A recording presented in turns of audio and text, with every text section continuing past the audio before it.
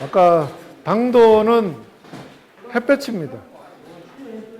비가 많은 해에는 절대로 좋은 복숭아 수확하기 힘듭니다. 복숭아가 언제 먹는 복숭아가 제일 맛있을까요? 옛날에는 밤에 불 끄고 먹으면 제일 맛있다 그랬습니다. 왜 그랬겠습니까? 옛날에는 순나방, 심식나방, 벌레가 많아가지고 밤에 불 끄고 먹어야지 복숭아가 맛있다 그랬어요. 아마 벌레가 입속에 들어갈 수도 있고, 벌레가 몇 마리 나오면 제일 기분이 나빴을까요? 한 마리요? 두 마리? 세 마리? 반 마리? 반 마리 나오면 제일 기분 나쁠 겁니다. 반은 아마 내 입속에 들어가 있을 거니까. 그래서 지금은 뭐 약재도 잘 발달되어 있고 또 봉지도 씌우고 그러다 보면 순나방이라든지 심식나방 이런 방제 체계가 잘 돼가지고 벌레 먹은 복숭아가 거의 없으면 또 출하도 안 될 뿐더러 선별을 잘하기 때문에. 근데 요즘 들어서 문제가 뭐냐면 복숭아가 많은데 비가 오면은 복숭아가 당도가 떨어집니다. 그래서 복숭아 재배하시는 분들이라면 제가 강의하면서 자주 말씀드리는 내용이 뭐냐면 이 아침마다 일어나시면은 하늘에 대고 하나님께 기도하든지 부처님께 기도하든지 아니면 정한수 떠놓고 기도하든지 제발 비 좀 더 적게 오게 해주세요 하고 기도하는 게 제일 중요하다고 생각합니다. 복숭아 농사는 뭐 다른 농사는 또 마찬가지겠지만 특히 복숭아 농사는 하늘하고 동업을 안 하면은 비하고 기상 조건하고 협조가 잘 안 된다면은 저 아무리 여러분들이 노력하시더라도 좋은 복숭아 따기 힘듭니다. 그렇기 때문에 특히 복숭아는 수확기 전에 일주일, 열흘 정도의 이 햇볕이 과실품질하고 직결된다는 거예요. 햇볕하고 아까 앞에서 말씀드린 내용들이 제식거리라든지 이런 것들이 전부 다 신초가 멈춰야 돼. 이런 것들이 빨리 신초가 멈추고 이런 것들이 전부 다 햇볕하고 관련 짓는 문제들입니다. 아마 복숭아가 우리나라에 들어와가지고 고생이 참 많다고 생각됩니다. 아마 복숭아 재배 지역들을, 원산지들을 주로 보면요. 중국도 비가 적은 지역들, 미국도 캘리포니아하고 조지아 쪽이 복숭아가 원산지인데, 거긴 전부 다 사막기후입니다. 거의 비가 없습니다. 제가 가본 칠레도 가보니까요. 거기는 여름에, 우리하고 좀 다르죠. 4월 달부터 12월 달에 주로 복숭아가 생산되는데, 거기는 복숭아가 여름에 비가 한 방울도 안 내립니다. 그런데 물은 충분하니까, 사막에도 캘리포니아도 물은 충분하니까 그 물로 과일을 키우고 있지만 햇볕이 쨍쨍 내리쬐입니다. 그래서 천에 복숭아 농사 짓기 좋은 지역일지도 모르겠습니다. 근데 우리는 여름철 수확기 때 비가 많기 때문에 가능하면 비가 어떻게 하면 비가 좀 덜 내리는 때 좋은 복숭아를 생산할 수 있다는 거. 그럼 그 작은 햇볕이지만 그것들을 아껴서라도 여러분들이 풍년농사 짓도록 노력하셨으면 좋겠습니다. 큰 과일을 따려면 이겁니다. 앞에서 말씀드렸던 이 세포 분열기, 세포 비대기에 과일이 커져야 된다는데, 복숭아 과일이 큰 과일을 따기 위해서는 여러 가지 문제들이 있겠지만 제가 생각할 때는 이게 제일 문제라고 생각합니다. 여기에 저장 탱크가 있습니다. 여러분 혹시 뭐 화목 보일러 요즘 많이 쓰시겠지만 기름 보일러라고 생각하고 100리터짜리 기름 보일러가 있습니다. 뭐 이게 복숭아 나무에 뭐 100리터로 환산하면, 리터로 환산하면 여러분 제일 이해하기 쉽기 때문에 리터로 환산을 하는데, 여기에 저장 양분이 100리터가 들어 있습니다. 근데 여러분 가지고 계신 복숭아 가지가 100개입니다. 근데 그러면은 이 저장 양분이 한 가지 전정을 하나도 안 했다면은 얼만큼씩? 1만큼씩 할당이 됩니다. 한 가지에. 근데 여러분 지금 전정을 하시고 계시면 전정하신다고 가지를 꼭 열매달 가지 10개만 남긴다면은 한 가지의 에너지가 얼마나 공급이 될까요? 10. 예. 이 10이 공급이 되는데 이렇게 전정을 많이 하면 가지를 적게 남기면 남길수록 꽃눈, 잎눈, 이 남겨진 꽃눈의 힘이 그만큼 전정을 안 했을 때보다도 에너지가 10배나 할당이 됩니다. 그죠? 그냥 전정을 많이 하면 많이 할수록 과일이 커지는 것은 분명한 사실입니다. 근데 문제는 뭐냐? 여기에 가운데 있는 이 잎눈도 힘을 10배나 받을 확률이 높아지고 이 도장지가 될 확률이 10배나 높아진다는, 여기에 문제점이 있단 말이에요. 그렇기 때문에 이 전쟁을 많이 하면 많이 할수록 과일은 분명히 커집니다. 근데 그만큼 도장지가 많이 만들어지기 때문에 이게 문제란 말입니다. 그래서 과일을 키우기 위해서는 뭘 해야 되느냐? 과일을 키우기 위해서는 가지를 지금보다도 2배, 3배 많이 남기는다. 가지를 지금 2배로 많이 남긴다면은 20개, 30개 남기면은 30개를 남기면은 아마 3.3배, 20개를 남긴다면 5배. 10배보다 힘이 그만큼 약해진단 말입니다. 과일이 작아지잖아요. 그러면은 뭘 해야 됩니까? 도장지가 될 확률은 그만큼 줄어드는 거고, 이것들을 갖다가 가지를 많이 남긴 대신에 이 꽃눈들을 미리 털어주자는 거예요. 가지를 많이 남기는 대신에 이 꽃눈들을 털어줘가지고 과일을 키우는데, 과일을 키우면은 분명히 꽃눈들을 털어주면 과일이 커지는데 어떤 문제가 생기느냐. 근데 이 과일 커지는 것보다 더 중요한 문제가 이거라고 생각합니다. 이 꽃눈을 덜 털어줬을 때는 에너지가 전부 다 과일 키우고 꽃 키우고 이런 데로 에너지가 다 쓰인다면은 꽃눈을 털어줬을 때는 벌써 차이가 뭡니까? 신초가 이만큼 빠진단 말이에요. 공장이 그만큼 빨리 차려진다는 거예요. 근데 얘는 요렇게 자라고 덜 안 자랄 거냐. 딱 적과 딱 끝내고 나면 그때부터 신초가 빠지기 시작합니다.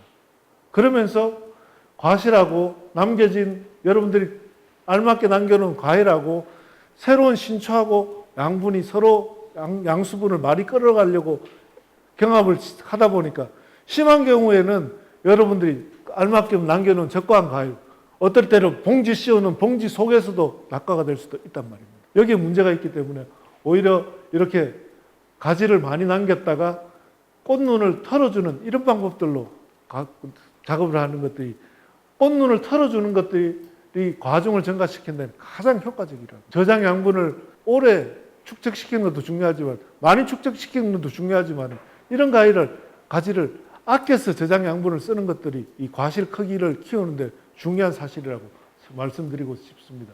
뭐 정리하는 방법들은 뭐 다 아실 거고요. 그래서 적정한 착과비를 따진다면 짧은 가지 10cm 미만의 단가지는 가지 5개당 열매 하나씩 정도 보시면 될 것 같고요. 그 다음에 중가지는 무조건 열매 하나씩, 긴 가지는 20cm당 열매 하나씩, 이 정도가 착과비입니다.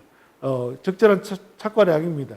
그래서 또 과일 크기를 키우기 위해서는 아까 앞에서 말씀 세포 분열기, 착과 초기에 꽃 피기 초기부터 시작해서 과실의 비대가 관수를 충분히 해주시는 게 과실 비대의 중요한 역할들을 할 거고요. 그다음에 이제 생육 후기에는 물 빠짐이 잘 되게 해줘가지고 신초가 빨리 멈추고 웃자라지 않도록 관리해 주는 것들이 과실을 키우는데 당을 향상시키는데 중요한 역할들을 한다고 생각됩니다. 여기도 뭐 제가 옛날에 석사 논문 쓸 때 천정도 백도까지 실험한 내용인데, 세포 분열기, 경액기, 세포 비대기. 세포 분열기에는 과실 세포 수를 확보하는 시기입니다.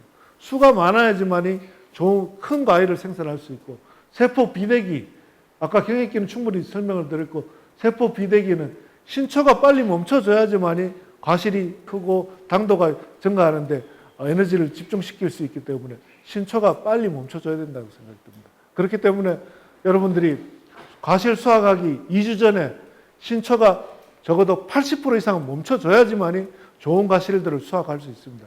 수확기에 가까워서도 계속 신초가 자라고 있다면 오히려 강제적으로 잘라서라도 신초를 정지를 시켜주고, 그래야지만이 수확기 가까운 과실들 주변으로 햇볕이 집중될 수 있으면서 과일들이 커진다고 생각이 됩니다. 아까 말씀드렸던 저장양분, 동화양분인데, 여기 저장양분 축적이라는 게 작년 가을에 낙엽 지면서 뿌리에 줄기에 축적되어 있던 저장양분 가지고 봄에 발화, 개화, 결실, 초기 과실 비대, 초기 과실 생장에 활용됩니다.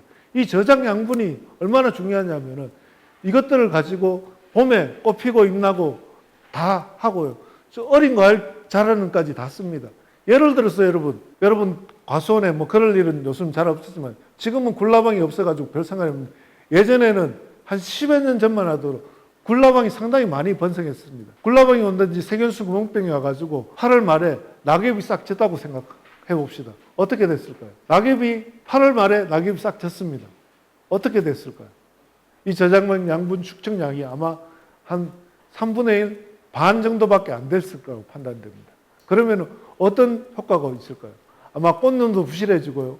꽃이 아마 부실해지면서 꽃도 늦게 피게 되고 꽃도 찌질찌질 저장 양분이 부족하면은 찌질찌질 핍니다. 특히 동해가 심한 추위가 심했던 해에는 꽃이 한꺼번에 저장 양분이 많다면은 꽃이 한꺼번에 피지만은 꽃이 힘겹게 조금씩 이렇게 피는 경우가 생겨요. 꽃이 피더라도 꽃 크기가 그렇게 크지 않을 거고 특히 꽃이 크기가 크지 않다면 열매 또한 그렇게 큰 열매를 수확하기가 힘들 거라고 생각됩니다. 또 꽃 피는 날짜도 한 3일, 2, 3일 정도 열매가 잎이 완전히 열렸을 때는 한 3일, 4일 정도 꽃이 늦어지는 이런 경우도 봤습니다. 그렇기 때문에 이 저장 양분 축적은 상당히 중요하고 이 저장 양분 축적이야말로 수확하고 나서 중요한 농사라고 생각됩니다.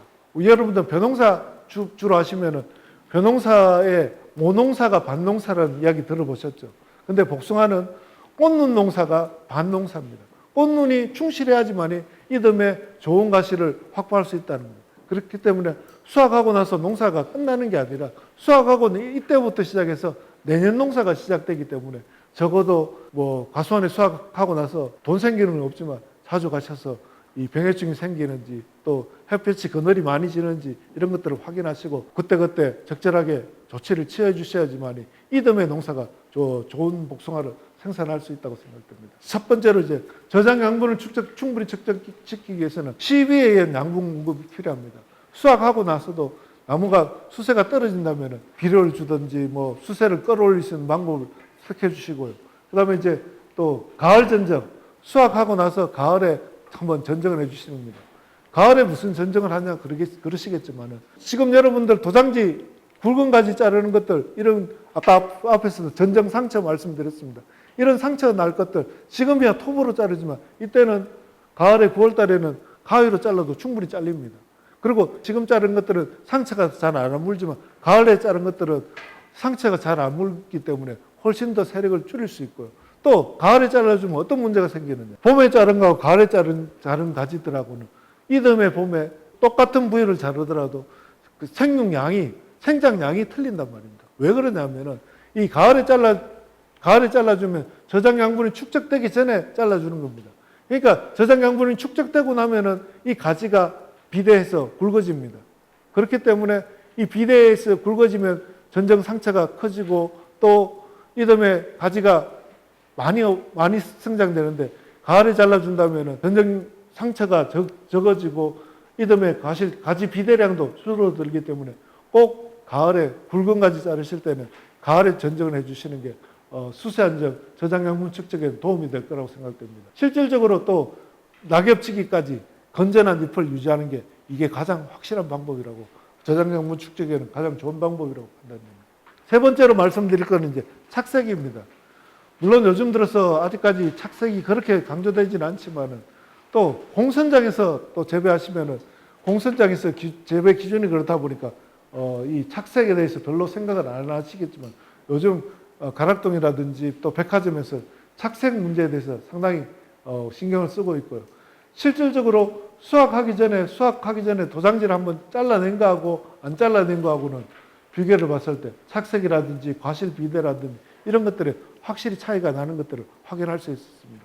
수확하기 직전에 도장지를 한번 솎아주는 것들도 좋은 착색도 잘 될 뿐더러 당도도 향상시키고 과실 비대도 정진시키는 효과들을 볼 수 있었습니다.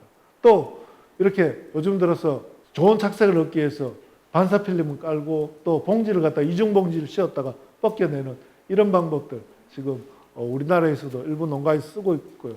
아마 일본에서는 일반적으로 대부분 농가에서 야마나시 쪽에는 전부 다 이런 봉지를 쓰고 착색을 빨갛게 착색시키는 이런 방법들을 쓰면서 좋은 품질의 과실들을 생산하고 있었습니다.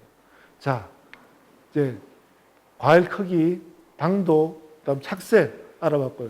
네 번째로 말씀드릴 내용은 이제 하계 전정입니다. 앞에서도 계속 여름에 전정을 해야 되고 이런 것들을 말씀드렸지만 우리가 이제 이때까지는 겨울 전정을 위주로 전정을 하다 보니까 도장지가 많이 생기는 이런 문제들이 발생한다고 말씀드렸고요. 그러니까 나무라는 게 그렇습니다. 가지가 성장하고 잎이 성장하는 영양생장, 가지나 잎이 자라는 생장하고요. 꽃눈이나 과실이 자라는 생식생장, 이 두 가지 생장이 있습니다.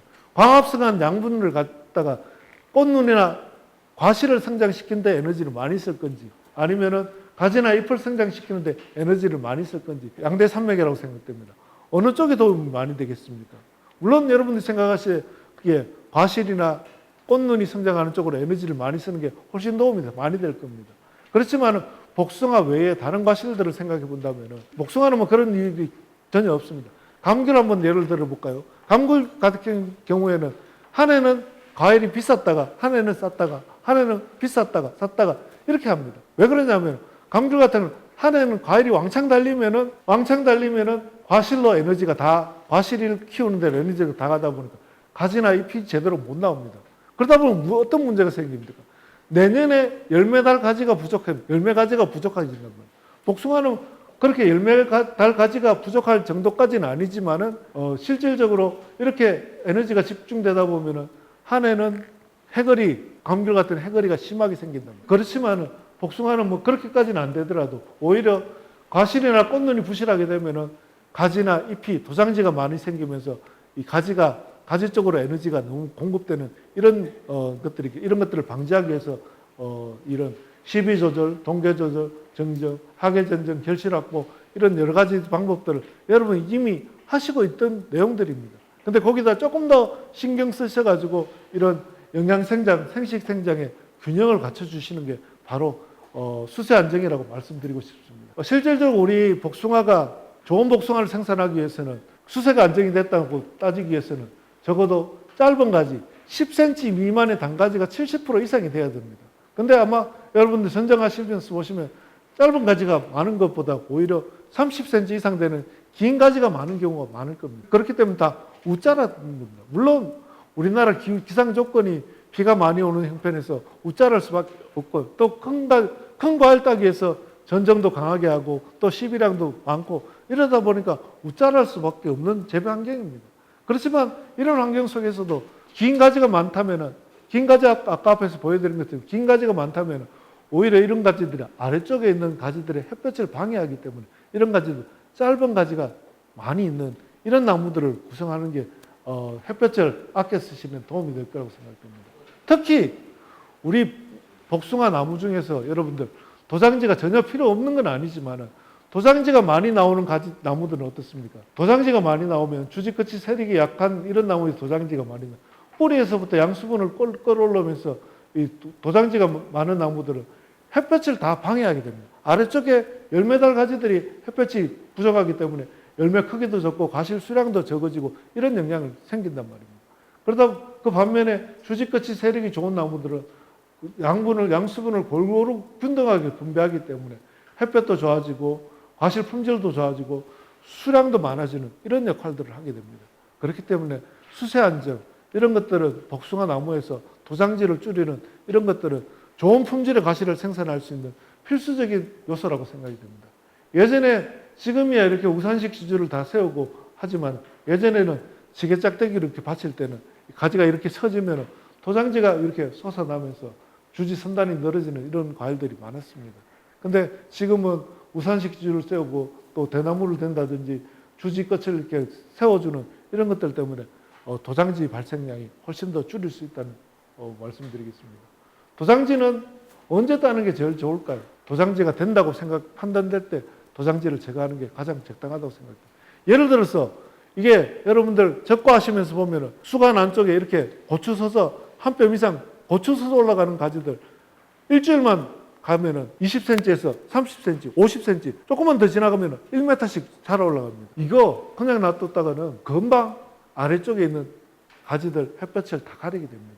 그렇기 때문에 적과하시면서 봉지 싸시면서 그것도 그런 적과 봉지 싸는 그것도 급하지만은 이 고추 서서 자라는 가지들 이것들 끝만 따주더라도 아니면 가지가 그 부근에 많다면 가지를 아예 뿌리부터 제거해 버리시는 이런 방법들도 좋은 방법입니다. 물론 그 주변에 잎눈이 없고 가지가 없다면은 가지를 눕힌다든지 방향을 틀어준다든지 아니면 끝만 딴다든지 이렇게 생장을 억제시켜 주시면 될 것 같고 그러니까 도장지가 되기 위해서 전에 도장지가 될 가능성이 있다고 판단되는 가지들을 적절하게 바로바로 조치를 해주시는 게 좋을 것 같습니다. 신초는 어느 정도 자라는지 제가 생각할 때 한 뼘 20cm 이상 자라는 거 전부 다 쓸데없이 자라는 것들입니다. 물론 위치에 따라서 이 도장지를 키워가지고 가지를 대체하는데 이런 데 쓸 때는 크게 키워야 되겠죠. 그렇지만 그렇지 않은 경우에 대부분 한 뼘 이상 자라면 못 자란다고 생각됩니다. 신초는 언제까지요?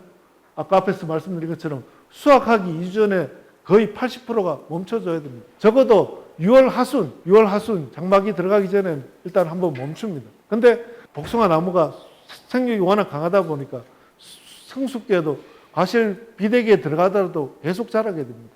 과실 비대기 들어가기 직전이나 또 신초가 멈춰져 있을 텐데 안 멈춘다면 수확 전 전정을 통해서라도 멈추게 해야지만 좋은 품질의 과실들을 생산할 수 있다고 생각됩니다. 동계전정, 하계전정은 여러분들 뭐 충분히 이해를 하셨을 거니까 넘어가고요.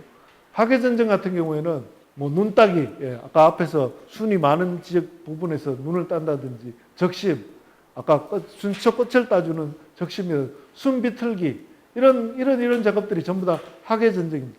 위치나 시기에 따라서 조금씩 달라지지만 전부 다 수세 안정, 광안경 관련해서 하는 작업들이라고 말씀드리고 싶습니다. 이렇게 해줌으로써 복숭아 나무가 햇볕이 잘 들어가는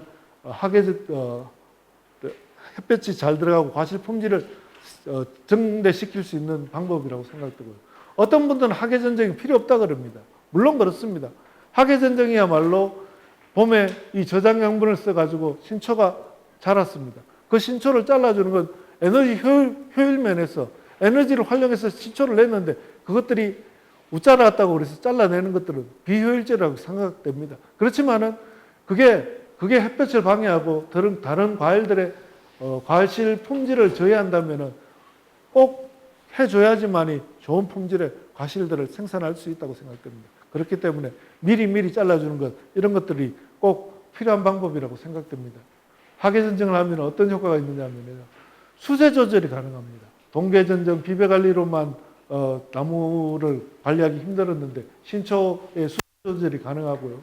그다음에 수관 내부에까지 안쪽까지 햇볕이 충분히 들어갈 수 있기 때문에 수관 내부까지 착화시킬 수 있는 공간을 확보할 수 있다는 거고요. 그다음에 이제 나무 수명을 연장시킬 수 있습니다. 아까 앞에서 말씀드린 것처럼 굵은 전정 상처를 통해 가지고 빗물이나 병균이 들어가면서 나무가 빨리 망가지는. 여러분들 아마 나무가 10년생 넘어가는 나무들 발로 한번 차보십시오. 텅텅텅텅 속이 비은 이런 소리가 날 겁니다. 그런 것들이 큰 전정 상처를 통해서 빗물이나 병균이 들어가면서 나무 속이 썩었기 때문이라고 생각됩니다. 아마 열매가 많이 붙어 있을 때, 착가량이 많을 때 태풍이라든지 비바람이 세게 분다면 아마 그런 나무들은 쉽게 부러지고 이런 문제점들이 발생하리라고 생각됩니다.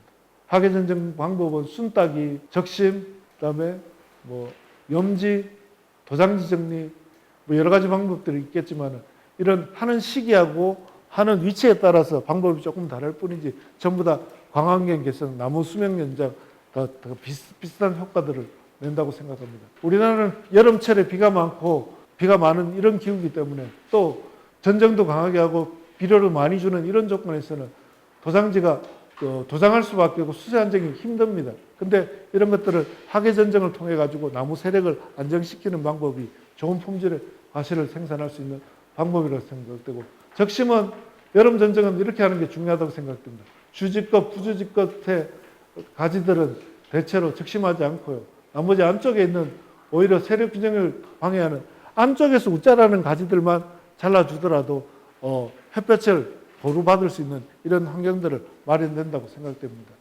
이렇게 한다면 여름 전정 적심은 대체로 6월 하순까지만 해주시는 게 중요하다고 생각합니다. 왜? 7월달 넘어가면은 자른 가지에서 새로 가지가 나온다면은 거기에는 내년도 꽃눈이 안 맺히기 때문에 오히려 6월 하순까지만 여름 전정을 해주시고 그 위에 나오는 것들은 오히려 도장지 정리라든지 큰 가지들을 잘라버리시면서 햇볕을 잘 들어가게 해주시는 게 좋을 것 같습니다. 적심을 한다면 실제적으로 끝만 이렇게 따버리는 이런 역할들을 할 수 있을 것 같습니다. 그렇다면 이제 한 열흘에서 보름 정도 지나면 신초가 새로 나오게 되는데 이런 것들을 통해 가지고 이렇게 길게 자랄 가지들이 짧게 아니면 가지가 짧은 가지들이 많이 단가지가 많이 확보되는 이런 가지들을 확보하실 수 있다고 생각됩니다. 대체로 적심할 때 제일 중요한 것들은 뭐 손이나 전정가위나 고지가위 약할 때는 손으로만 이렇게 떠도 충분할 거라고 생각되고, 적심을 하신다면 수세 안정, 그다음에 과실 품질 향상, 그리고 충실한 내년도 결과지를 확보하는 데 도움이 되시라고 생각됩니다. 그리고 적심을 하면은 햇볕이 일단 배 이상 잘 들어갑니다. 여름 전쟁을 한 거하고 안 한 거 따졌을 때 햇볕이 충분히 잘 들어가기 때문에 과실 품질이 향상되고 또 이듬해 좋은 결과지를 확보하실 수 있는데 도움이 된다고 생각합니다. 여기 한번 보시죠. 작년에 적심을 여름 전쟁을 충분히 잘한 가지하고요. 또 여름 전쟁을 전혀 안 한, 손을 전혀 안 댄 가지하고 어떤 쪽에서 작년에 좋은 열매를 수확하실 수 있었겠습니까? 아마 적심한 쪽이 좋은 열매를 수확하죠. 작년은 치우더라도 올해 여러분들 전쟁하신다면 대부분 이 가지 같은 경우에는 전쟁하시면서 대부분 가지들이 다, 큰 가지들 다 잘라내시고 짧은 가지들만 남기시겠지만 이런 가지들은 소금 전쟁 위주로만 전쟁을 하셔도 충분히 좋은 결과지들을 많이 확보하실 수 있다고 판단됩니다. 그래서 금년에도 이런 나무에서 좋은 열매를 수확하실 수 있고 있기 때문에 적심, 여름 전쟁이 바쁘시겠지만 여름철 적심 또 수확 전에 과도하게 자라는 도장지 같은 것들을 한번 잘라주시는 것도 좋은 품질의 과실을 생산하는 데 도움이 되시라고 생각합니다. 수확하시기 전에 수확 전 전쟁을 하시게 된다면 신초가 80% 이상, 80% 가까이 정도 멈추게 되고요. 광안경이 거의 막 1.5배 이상 증가하게 됩니다. 햇볕이 충분히 들어가는 나무를 만들 수 있다고 생각되고 그렇게 해주심으로써 과실 크기라든지 당도, 착색이 증가되는 과일들을 수확할 수 있다고 생각됩니다. 물론 이런 붉은 가지를 잘라주고 나면은 앞에서 보신 것처럼 이런 붉은 가지를 잘라주고 나면 이 과실에 어떤 영향을 미칠까 이런 생각도 가지시겠지만 이렇게 열흘 전, 보름 전에 이렇게 잘라주시면은 아마 신초가 새로 나오는데 한 열흘, 보름 정도 걸립니다. 그렇기 때문에 이 과실 수확해내고 에너지가 그쪽으로 전류가 되기 때문에 과실하고는 큰 영향이 없이 전쟁을 하더라도 햇볕이 충분히 들어가 이 과일에 공급되는 에너지하고 새로 나오는 신초하고는 큰 영향이 없이 신초가 나기 때문에 문제는 안 되리라고 생각됩니다. 물론 이렇게 잘라버리고 나면은 낙과가 된다고 판단하시겠지만 아직까지 이렇게 뭐 도장지를 쳐냈더라도 낙과되고 이런 것들은 그렇게 보지는 못했던 것 같습니다. 자, 아까 가을 전쟁, 겨울 전쟁 말씀드렸는데 가을에 자르는 거하고 겨울 전쟁에 자르는 거하고 이렇게 봄에 반발 생육이 졌습니다. 그러니까 가지가 비대되고 나서 자르는 거하고 비대되기 전에 자르는 거하고 이듬해 생육이 이렇게 차이가 난다면 그러니까 가지가 복잡한 나무는 붉은 가지 같은 경우는 꼭 겨울 전쟁에 꼭 잘라내야 될 가지들은 9월 달에 한번 잘라내시는 게 가지 비대량을 나무 생육을 억제시키는데 도움이 되리라고 생각됩니다. 그래서 특히 밀식된 가수원이나 아니면 복잡한 가수원들 또 나무가 꼭 가을에 잘라낼 가지들을 9월 달에 잘라내시는 게 좋을 것 같고요. 8월 달에 잘라내면 안 되냐고 물으십니다.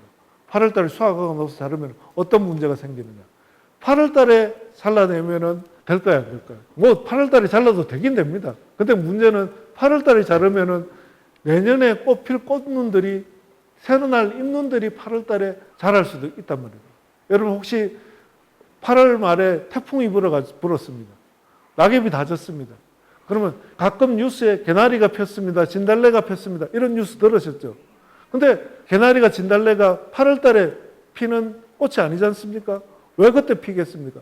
이게 호르몬에 이상이 생기면서 나무가 식물이 이상 반응을 보이면서 내년에 꽃필 꽃들을 지금 핀다면 아마 복숭아도 8월 달에 강하게 전쟁하고 나면은 이때 내년에 필 꽃눈들이 가끔 피는 것들을 봤습니다. 그렇기 때문에 가능하시면은 8월 말 아니면 9월 1일부터 시작해서 한 9월 10일까지 이때 잘라주시면 좋습니다. 근데 나는 9월 초에 바빠요. 9월 초에 바쁘면 9월 중순, 하순에 잘라주셔도 됩니다. 근데 명심하셔야 될 거는 시기가 늦어지면 늦어질수록 가지가 비대가 되기 때문에 늦어지면 늦어질수록 가을 전쟁의 효과가 그만큼 떨어진다는 걸 명심하시기 바랍니다. 그러니까 9월 상순경에 굵은 가지, 도장지만 한번 잘라주시는 것도 좋은 여름 전쟁의 효과고 수세를 떨어뜨리는 방법이라고 생각됩니다.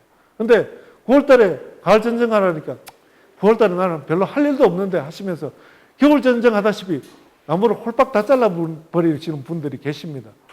그럴 때는 어떻게 될까요? 그렇게 다 잘라버리면은 여기 저장 양분 축적이 낙엽이 진 것처럼 저장 양분 축적이 그만큼 줄어들고 겨울에 춥다면은 동해 피해를 그만큼 쉽게 받을 수 있는 나무들이 발생할 거라고 생각됩니다. 그렇기 때문에 9월 달에는 가능하면은 도장지만 잘라내는 수준에서 전정을 맞춰주셨으면 좋겠습니다. 가을 전정을 하면은 나무 세력 안정이 가능합니다. 그리고 광토가량을 확인하면서 나무를 자랄 수 있다는 장점들이 있고요. 그다음에 이제 가지가 열한 시기이기 때문에 전정 노력이 적게 든다는 거, 그다음에 동계 전정에 비해서 상체가 잘 아물 수 있다는 이런 장점들이 있고요.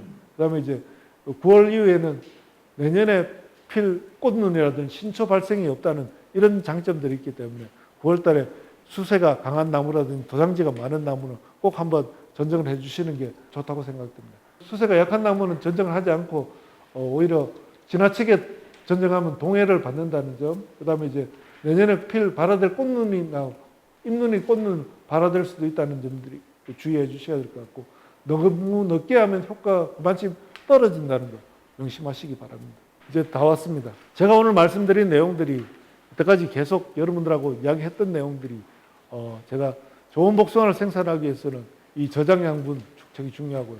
전정량을 줄여야 되고, 전정량이 적은 만큼 그만큼 꽃눈을 미리 털어가지고 과일 크기를 키운다는, 이게 주로 핵심적인 내용입니다. 그래서 제가 이런 이야기를 쭉 하고 다녔는데 실질적으로 일본에 가서 보니까 놀라운 광경을 봤습니다. 일본도 저도 야마나시나 이쪽으로 여러 번 갔었는데 오카야마에 갔더니만은 이런 나무가 있었습니다. 오카야마에 가니까 복숭아 나무가 이렇습니다.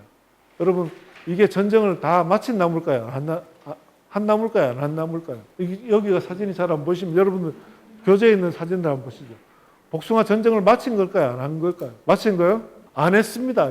안 합니다, 전정을. 전정을 안 합니다.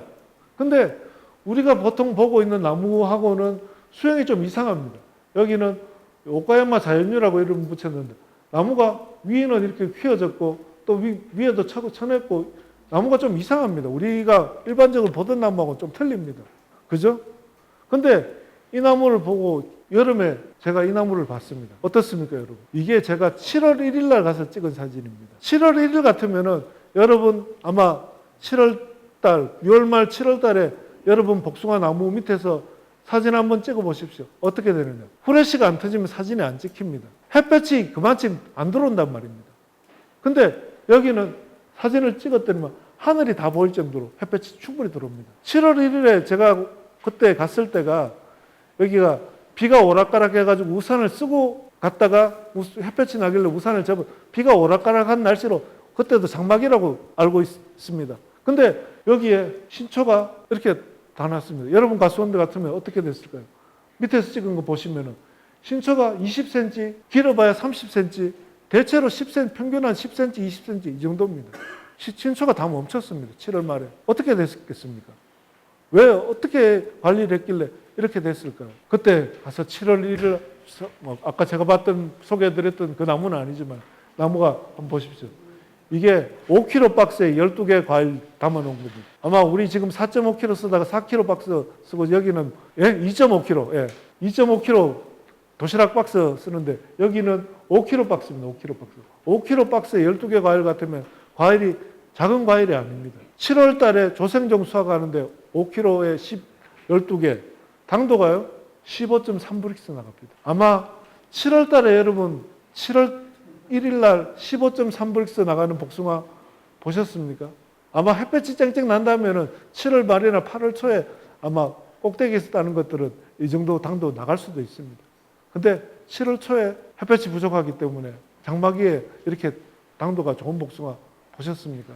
뭐 때문에 그럴까요? 제가 생각할 때 이거라고 판단됩니다. 물론 일본이나 우리나 마찬가지로 비가 많고 햇볕이 부족하고 가실 성숙기에 햇볕이 부족하기 때문에 당도 높은 복숭아가 생산이 안 된다고 생각됩니다. 근데 여기는 어떻게 해요? 비가 오는데도 15브릭스 나갑니다. 뭐 때문일까요? 여기는 비나이다 기도를 잘해서 그럴까요? 우리는 기도를 못해서 햇볕이 부족할까요? 다른 게 없다고 생각합니다. 여기는 앞에서 보셨다시피 햇볕이 이렇게 다 들어갑니다. 도장지가 없습니다. 신초가 20cm 안쪽에 전부 다 자랐습니다. 딱딱 다 멈춥니다. 그렇기 때문에 위나 아래나 햇볕이 골고루 다 들어갑니다. 그러다 보니까 좋은 복숭아 이렇게 당도 높은 큰 복숭아, 당도 높은 복숭아를 생산할 수 있단 말입니다. 도대체 뭔 짓거리를 했길래 이럴까요? 뭔 짓거리가 아니라 뭘 안 했기 때문에 그럴까요? 비료, 전쟁 안 했습니다. 전쟁은 안 했다는 이런다. 근데 이렇게 전쟁을 안 하고 무슨 농사를 짓겠습니까? 가지가 이렇게 많은데. 근데 이 사람들이 제가 물어봤습니다. 이렇게 옛날부터 그렇게 농사 지었냐고. 그런데 옛날에는 그렇게 농사를 안 지었답니다. 제가 갔던 아키야마시라는 이 농가에 봤더니만 엽중 질소 함량이 이렇게 다른 농가에 비해서 낮아요.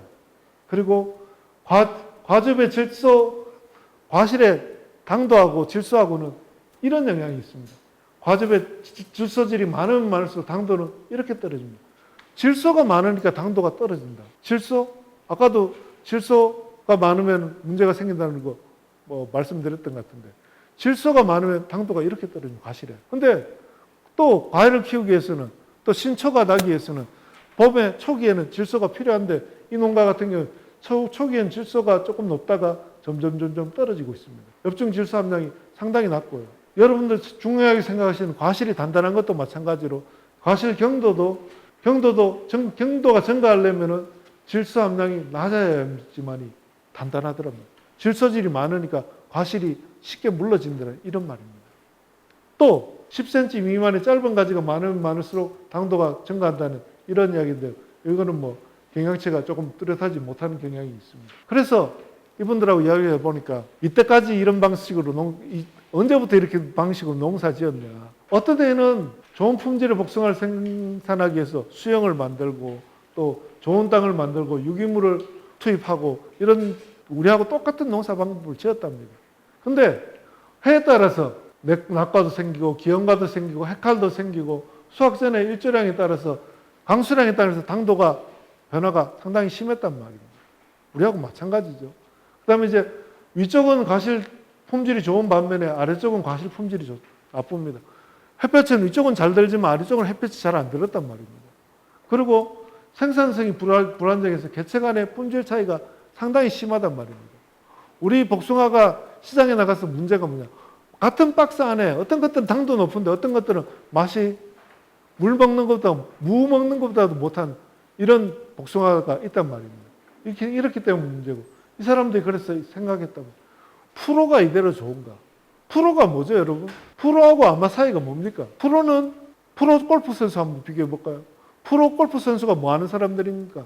밥만 먹었다 그러면 골프 클럽 들고 나가서 연습합니다. 대회 나가서 골프 쳐가지고 상금으로 먹고 사는 사람들이 프로 선수입니다. 근데 아마추어 골프는 뭡니까?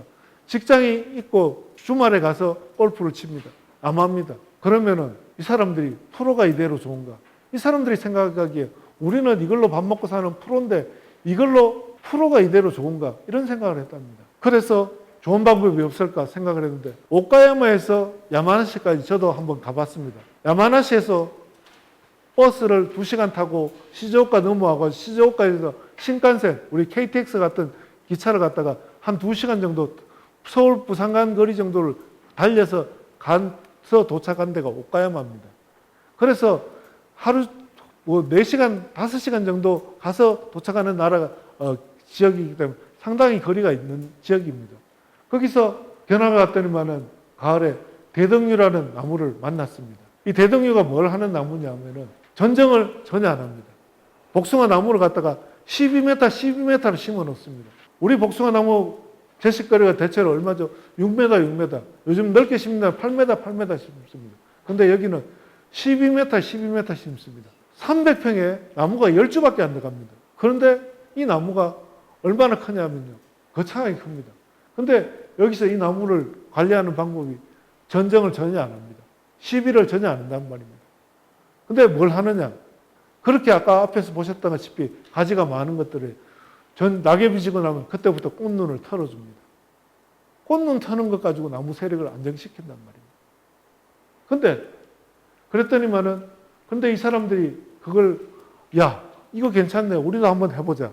그래서 90년도 초에 처음 도입을 했습니다. 처음 했더니만은 꽃눈 털어주는 게 넓기 때문에 과실 크기가 작아졌습니다. 또 가지가 복잡하기 때문에 수관 내부에 아까 봉지 속에 얼룩 생긴 것처럼 거름병 같은 이런 병들도 생겼습니다. 근데 문제는 그런 문제점들도 있었지만은 당가지 대덕류가 당도 높고 과실도 단단하고 색깔도 예쁘고 착색도 잘 되고 이런 과일들이 만들어지더란 말이죠. 그래서 예비 시험으로 몇 나무까지 해보다가 5년 만에 장목반 전체가 앞으로 우리는 이런 쪽으로 재배를 하자, 이런 수형으로 재배하자 해가지고 재배를 시작했답니다. 그래서 아까 야마나시에서 사람을 부르든지 견학을 가든지 1년에 2달에 한 번 정도 왔다 갔다 하면서 배우고 했답니다. 그래서 주변에서 여러 소리도 많이 들었습니다. 대덕류는 야마나시 같은 비옥한 토양에서나 가능한 거지. 복숭아를 전쟁도 안 하고 뭔 복숭아를 키우냐. 우리는 그런 기술도 없잖아. 그만둬 때려치워. 웬간 욕을 많이 먹었답니다. 근데 여러분 어떻습니까? 여러분들 마을 입구에 웬 젊은 친구가 와가지고 복숭아 나무를 심었습니다. 12m를 심어놓고 전쟁을 하나도 안 하고 키웁니다. 어떻게 되겠습니까? 아마 동네에서 온갖 욕은 다 먹었을 겁니다. 저 미친놈 아니냐고. 근데 그 친구가 아마 부모님이 있었다면 부모님이 화병으로 먼저 돌아가셨을 겁니다. 동네에서 욕을 먹어가지고. 근데 이 사람들도 그런 욕을 먹어가면서도 5년, 10년 뒤에 오카야마에서도 그런 게 가능하다고 인정을 받았고, 그러면서 2005년, 아까 95년에 장목반 전체가 퍼졌으니까 그 처음 들어와가지고 15년 만에 오카야마에 전체적으로 오카야마 복숭아가 전부 다 이런 수형으로 변해갔답니다. 여기서 제가 말씀드리고 싶은 건 뭐냐면은, 물론 복숭아를 그렇게 넓게 심어라, 전쟁을 하지 말라, 이런 것들이 아닙니다. 여러분, 무슨 말씀을 드리고 싶으냐면은, 복숭아가 아까 앞에서도 계속 제가 말씀드렸던 이 저장량들, 전쟁을 많이 하면 많이 할수록 뭐라고요? 도장지가 많이 생길 확률이 높단 말이죠. 그렇기 때문에 가지를 많이 남겨가지고, 가지를 많이 남긴 대신에 그 가지가 열매가 작아지기 때문에 그 열매를 꽃눈을 털어가지고 열매를 크게 만들자면, 지금 현재 가지가 10개를 남기는 것 같다가 가지를 2배, 3배 많이 남기면 그만큼 과실이 작아집니다. 그것들을 갖다가 꽃눈을 털어가지고 과일을 키우는 한편 도장지가 될 확률을 줄여주잔 말입니다. 아마 여러분들 주변에 산에 아니면 들에 혹시 개복숭아 보셨는가요? 개복숭아들 누가 가서 전정을 해줍니까? 누가 가서 비료를 줍니까? 누가 가서 농약을 뿌려줍니까? 아무것도 안 해줘도 거기에서 봄에 꽃 피고 잎 나고 또 열매 맺고 합니다. 근데 누가 와서 그 복숭아 산에 등산 가면서 개소주 담아야, 복숭아 소주 담아야 자고 따가면은 가는 거고, 아니면 그 자리에서 떨어집니다. 근데 그 복숭아에 열매가 작을 뿐이지 핵칼, 낙과, 열과, 기형과 없습니다. 문제는 뭐냐? 우리가 큰 복숭아 따려고 전쟁하는 것들, 우리가 큰 복숭아 따려고 시비하는 것들, 어떻게 보면 큰 복숭아 따려고 적과하는 것들, 이런 것들이 오히려 복숭아의 생장을 방해할 뿐입니다. 물론 복숭아가 작기 때문에 여러분들은 경제적으로 도움 주기에는 힘듭니다.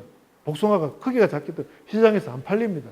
그 복숭아를 갖다가 크게 키우기 위해서 뭘 한다고요? 정내 꽃눈을 털어준단 말이에요. 제가 말씀드리고 싶은 내용들은, 물론 이렇게 전쟁을 아예 하지 말고 농사 짓자는 게 아니고, 가지를 많이 남겨가지고 도장지를 그만큼 적게 만들되 그 가지가 많은 만큼 그 꽃눈을 미리 털어가지고 복숭아를 크게 키우자는 이런 이야기입니다. 도장지 발생량을 줄이면서 복숭아를 크게 키우자는 이런 이야기입니다. 자, 이게 바로 제가 봤던 대덕류, 야마나시에서 봤던 대덕류입니다. 제가 이 복숭아, 야마나시도 여러 번 갔지만은 이 복숭아 나무는 책에서만 봤고 우리나라에는 안 맞다고 생각했습니다.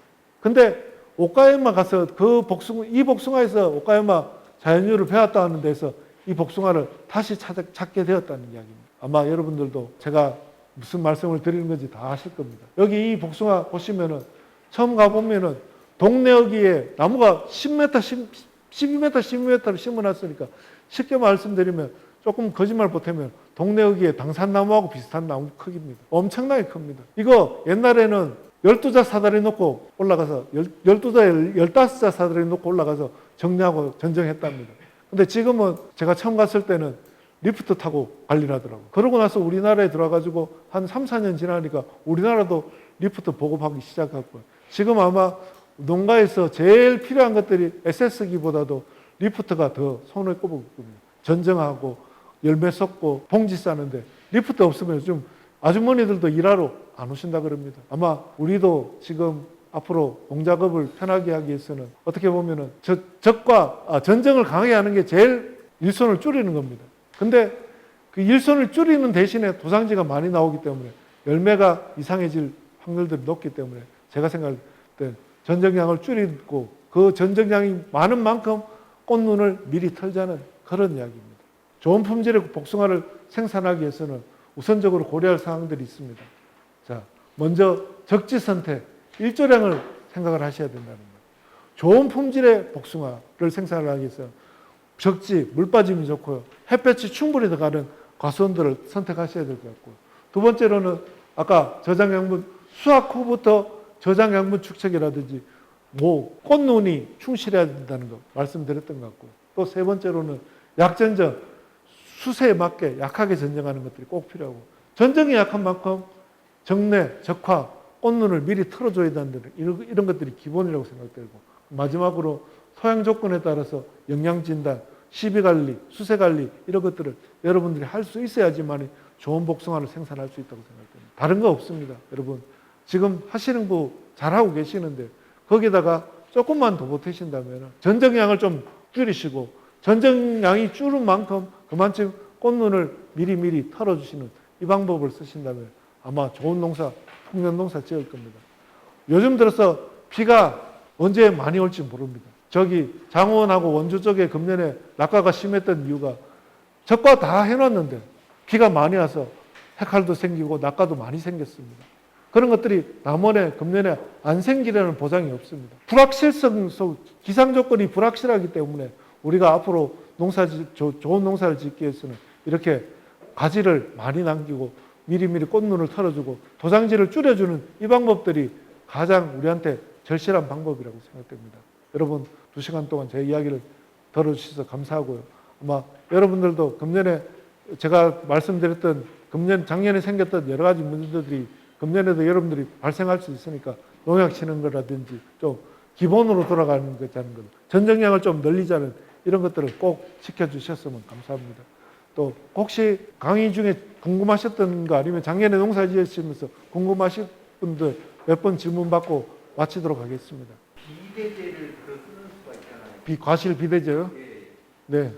지금 이걸로 봐서는 비대기 때 그걸 처리해야 됩니까? 과실 비대제를 주로 뭘 쓰시죠? 영양제 쓰시는 거 이야기하시는 건가요? 제가 보기에 과실 비대제는 안 쓰시는 게 좋을 것 같습니다. 비대제가 그런 영양제가 싼 게 아니거든요. 비싸고 또 거기에 식물 생장 호르몬이 들어있을 겁니다. 아마 또 질소질하고 사종복비가 기본이고 거기다가 우리가 알 수 없는 호르몬, 식물 호르몬 같은 것들이 들어있는데 그런 것들은 제가 보기에 가능하면 안 쓰시는 게 좋을 것 같고 그런 것들을 써가지고 아까 봉지 속에 얼룩 같은 것도 발생되기도 한다고 말씀드렸습니다. 제가 부탁드리고 싶은 그런 것들이 큰 도움이 안 될 거라고 생각됩니다. 제가 아까도 이런 말씀을 다른 분한테 한번 드렸는데 제가 거기 옛날에 인터넷에다가 영양제 제발 쓰지 마시고 그 돈 가지고 고기 사 드시고 여름에 도장지 정리, 하계 전정 철저히 하시면 그게 돈 버는 방법입니다. 그렇게 올렸다가 농약 파시는 분들, 영양제 파시는 분들 대지게 혼났습니다. 공식적으로는 말씀 못 드리지만은 이런 자리에 농약 파시는 분들 안 계실 때는 확실하게 말씀드립니다. 영양제 큰 도움이 안 됩니다. 오히려 정내, 적과 철저하는 것들이 좋은 과일 따는데 도움이 될 거라고 생각됩니다. 또 다른, 예. 이건 수지에는 조금 전에 나왔던 그 약재들 말고는 다른 방법은 없는 건가요? 수지요? 네. 수지는 아까도 말씀드렸지만 수지가 나온다면은 아까 수지, 녹물 나오는 그거 이야기 하시는 건가요? 그거는 약을 뿌려도 큰 효과가 없습니다. 근데 전정 상처를 줄이는 거 하고요. 그 다음에 이제 그 전목 부위 상처가 4년에서 5년, 6년 되면 다 암으로 붙는데 그 사이에 병균들이 들어가기 때문에 토양 중에 있던 줄기 썩은 병균들이 튀어가지고 상처 부분으로 감염이 되기 때문에 문제입니다. 그렇기 때문에 나무 밑에 멀칭을 하든지 또 전정 상처를 줄여준다는 것든지 이런 것들이 가장 적극적인 방법이라고 생각됩니다. 그런 약재 뿌려주셔봐야, 그런 녹물이 흐르고 나서 뿌려봐야 아무 소용이 없습니다. 아니면은 예비적으로 수확하고 나면은 둥치에만이라도 그런 약재를 뿌린다면은 감염되는 걸 일부 방지는 할 수 있을 겁니다. 녹물 나오고 나서 뿌려봐야 아무 소용 없습니다. 또 다른 질문. 칼슘제는 뭐그 비대기 때, 네. 비대기 때 써야 되는 거예요? 아니면 세부 분열기 때도 써야 되는 거예요? 칼슘제를 대체로 봉지 씌우기 전에 많이 치십니다. 봉지 씌우고 나면은 원래 이제 실질적으로 말씀드린다면은 대부분이 봉지 씌우기 전에도 많이 치시고 봉지 씌우고도 치시는데, 제가 보기에는 봉지 씌우고 나서 치는 것들은 진짜 효과가 없는 거고요. 봉지 씌우기 전에 치시면은 과실 껍질에 이렇게 붙어가지고 흡착이 된다는데, 칼슘제 자체가 나무에 흡수가 제대로 안 됩니다. 여러분들 칼슘제 주로 주고 계시는 게 석회입니다. 석회. 석회 땅에 뿌리 보셔봐요. 땅 속에 밑에 내려가 1cm도 내려가기 힘들고요. 이게 흡수돼가지고 나무에서 이동하는 것도 상당히 어렵습니다. 그래서 칼슘제를 치셔봐야 실질적으로 과실에 흡착되고 과실에 효과하는 것들은 거의 없다고 생각됩니다. 근데 문제는 뭐냐? 아까 앞에서도 칼슘제를 왜 치시느냐 하면은 과실이 단단해지라고 칼슘제를 치십니다. 근데 질소질이 많을수록 과실이 쉽게 물러지고 경도가 낮아집니다. 그렇기 때문에 질소질을 줄여주시는 게 칼슘제를 쓰시는 것보다 훨씬 더 효과적일 거라고 말씀드리고 싶습니다. 폐화석이나 석회 버터를 뿌리잖아요. 네. 그 시기가 정확히 언제가 제일 좋습니까? 예를 들어서 폐화석 같은 것들을 뿌리신다 그래도 금방 말씀드린 것처럼 같은 칼슘 그거기 때문에 토양 중에 이동되는 게 상당히 더딥니다. 1년에 1cm 밑으로 내려가기 어렵습니다. 근데 이제 예전에는 석회 같은 것들을 땅을 파고 이렇게 묻어주는데, 지금은 땅을 파고 탭이 넣고 비료 넣는 친분이 전혀 없습니다. 근데 그러다 보니까 토양 중에 문제가 심각하게 생기는데 우리는 제대로 깨닫지 못하고 있습니다. 근데 예전에 하고 농사 방법이 틀려진 게 뭐냐면은, 예전에는 과일 농사를 지으면은 땅을 하나는 이쪽을 파고 하나는 이쪽을 파고 그름을 넣었습니다. 근데 요즘은 그런 작업들을 전혀 안 합니다. 근데 또 나무가 정상적으로 자랍니다.